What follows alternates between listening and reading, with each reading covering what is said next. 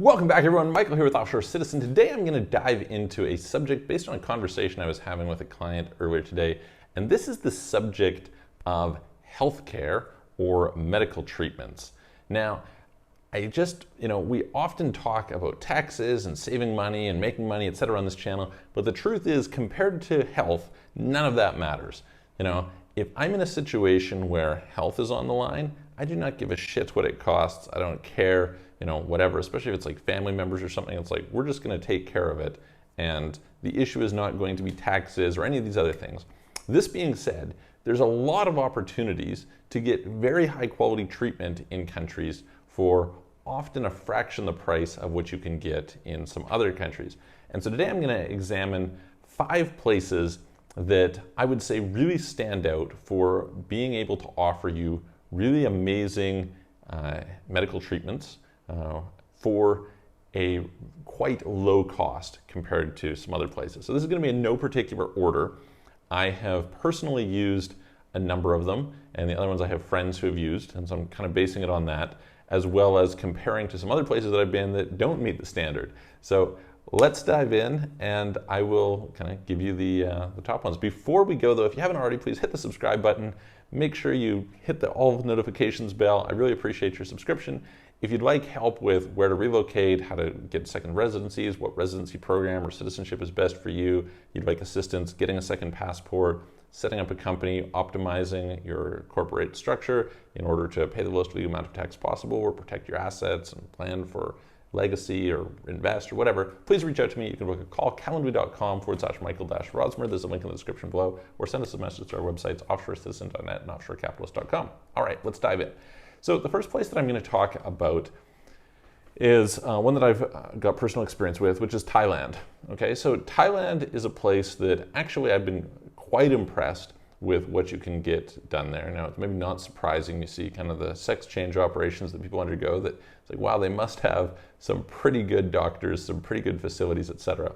I have a little bit of experience in going there, and quite happy with the level of treatment and the cost that is associated. You can do really, really well in terms of what you get for the money in Thailand. So definitely a place that's quite recommended. This being said, I have noticed language barriers in Thailand that, if I was to choose, might not make it the top place for me, which brings me to number 2, which is Malaysia.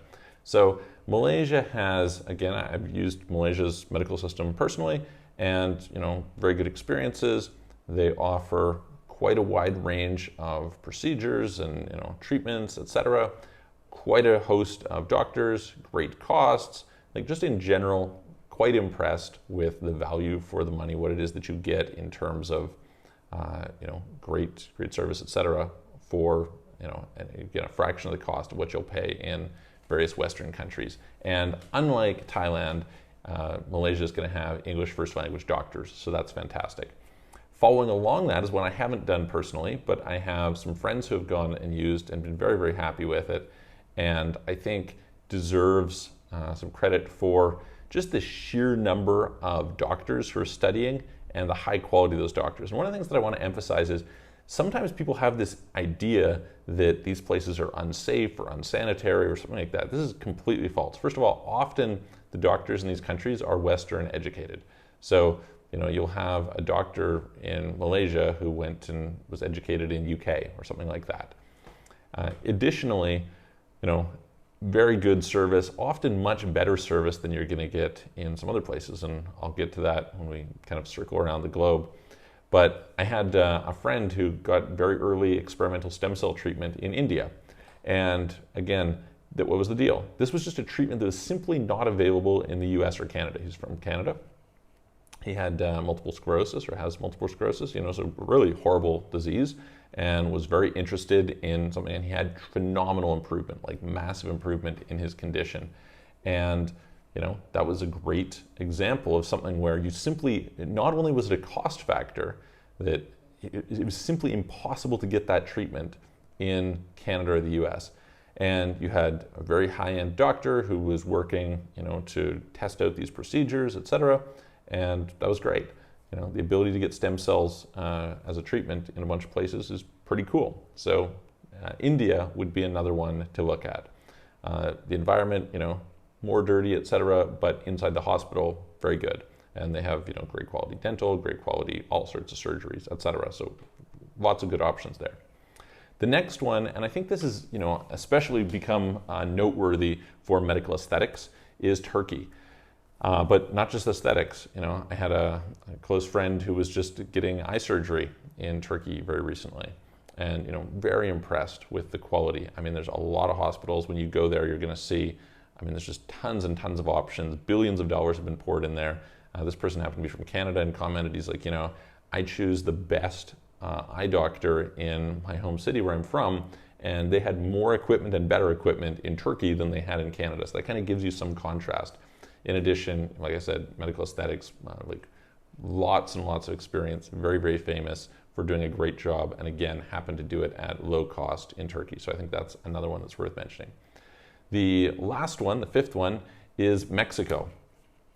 So I have, again, a bunch of friends who have gone and utilized the Mexican system. Now, it's worth noting that in a lot of these countries, you'll have like public systems and private systems. You're not going to the public system. So it was explained to me once that in Mexico, there's kind of like 3 tiers of healthcare. And you don't want the bottom tier, you don't want the second tier, you only want the top tier. And if you go to the top tier, what you get is fantastic.